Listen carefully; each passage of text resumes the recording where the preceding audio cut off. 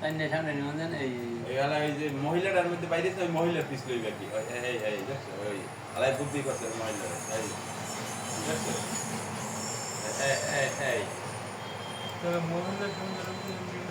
এই ফেসটা এই ফেস কাটিংটা এইটা হলো যে এই 5,000 6,500 টাকা না 6,000 টাকা না স্যার হ্যাঁ স্যার 6,500 জুতো নিয়ে এই চোরে পালাইতেছে। যদি কেউ পটুয়াখালীর ভিতরে সন্ধান পেয়ে থাকেন তাহলে একটু কাইন্ডলি যোগাযোগ করবেন। যদি কেউ ফেস চিনে থাকেন, এই তার ফেস, এই যে জুতো নিয়ে যাচ্ছে